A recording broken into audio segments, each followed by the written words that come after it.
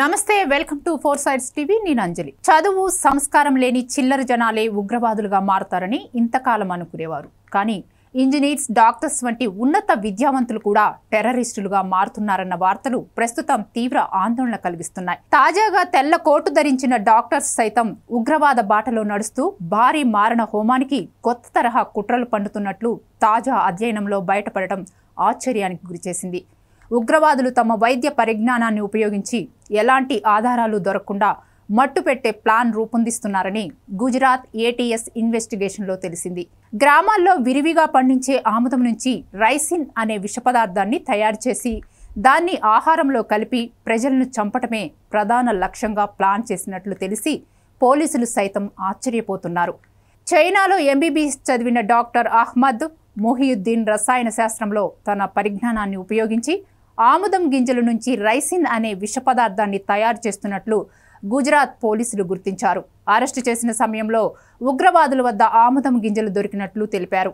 వారి వద్ద రైసిన్ అనే విషం దొరకలేదని, దాన్ని తయారు చేసే ప్రయత్నాల్లో ఉన్నప్పుడే అరెస్టు చేశామన్నారు. ఇంతకు ఈ రైసిన్ ఏమిటి? ఆ రైసిన్ ద్వారా మనుషులను ఎలా చంపుతారు ఈ ఉగ్రవాదులు? Plus what's the story. ఆముదం మొక్క శాస్త్రీయ నామం రైసినస్ కమ్యూనిస్. భారత్ సహా అనేక దేశాలు సభ్యులుగా ఉన్న organisation for the prohibition of chemical weapons అనే సంస్థ తెలిపిన వివరాల ప్రకారం ఆముదం గింజల నుంచి నూనె తీసిన తర్వాత మిగిలిన పిప్పి నుంచి రైసిన్ అనే విషాన్ని తయారు చేస్తారు. పిప్పిని ప్రత్యేకంగా శుద్ధి చేసి తీసే రైసిన్కి వాసన, రుచి ఉండదు. దీన్ని ఆహారంలో కలిపినా ఎవరూ గుర్తించలేరు. శరీరంలోకి ఇంజెక్షన్ ద్వారా, నోటితో తీసుకోవటం ద్వారా, చర్మం ద్వారా, కంటి ద్వారా, గాయాల ద్వారా కూడా ఇంజెక్ట్ చేయవచ్చు. ఇది మనిషి శరీరంలోని కణాల్లో ప్రోటీన్ తయారు కాకుండా ఆపుతుంది. రకరకాల అలర్జీలు వస్తాయి. చాలా తక్కువ మోతాదులో తీసుకున్న 36 నుంచి 72 గంటల్లో మనిషి చనిపోతాడని Gandhi medical college anaesthesiology professor doctor Kiran Madala తెలిపారు. తెల్లని పిండిలా ఉండే రైసిన్ను ద్రవ రూపంలో కూడా మార్చొచ్చు. రైసిన్ శరీరంలోకి చేరిన తర్వాత కొన్ని రోజుల వరకు ఎలాంటి ప్రభావం కనిపించదు. కానీ తీసుకున్న 6 గంటల్లోనే జీర్ణకోశంపై తన ప్రభావాన్ని చూపిస్తుంది. విష ప్రయోగం చేసిన 2 నుంచి 5 రోజుల్లో కాలేయం, కేంద్ర నాడీ వ్యవస్థ, మూత్రపిండాలు, అడ్రినల్ గ్రంథులు పనితీరు దెబ్బతింటాయి. దీనికి నేరుగా విరుగుడు లేదు. రైసిన్ని తీసుకున్న వాళ్ళు వీలైనంత త్వరగా వైద్యుల వద్దకెళ్లి ప్రథమ చికిత్స చేయించుకుంటే ప్రాణాలు నిలుపుకోవచ్చని డాక్టర్స్ చెప్తున్నారు. రైసిన్ని వినియోగించి ప్రపంచంలో ఇప్పటి వరకు ఒక్కరిని మాత్రమే హత్య చేసినట్లు తెలిసింది.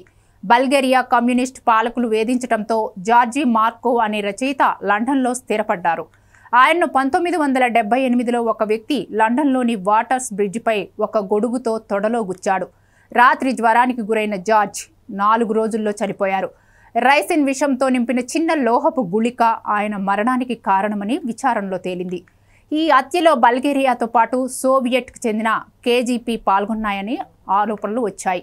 అమెరికా అధ్యక్షులు ఒబామా, ట్రంపులకు కూడా దుండగులు రైసిన్ పౌడర్ పంపించారు. వాళ్లను చంపాలన్న కుట్రను పోలీసులు భగ్నం చేశారు. డిటెక్టివ్ పేరుతో తెలుగులో వచ్చిన విశాల్ సినిమాలో కూడా రైసిన్తో చంపటం గురించి సన్నివేశాలున్నాయి. ప్రస్తుతం దీన్ని అడ్డుపెట్టుకొని భారీ కుట్రకు తెరలేపారు ముష్కరులు. కాకపోతే జమ్మూ కాశ్మీర్ పోలీసులు ఈ కుట్రను భగ్నం చేయడంతో అసలు విషయం వెలుగులోకి వచ్చింది.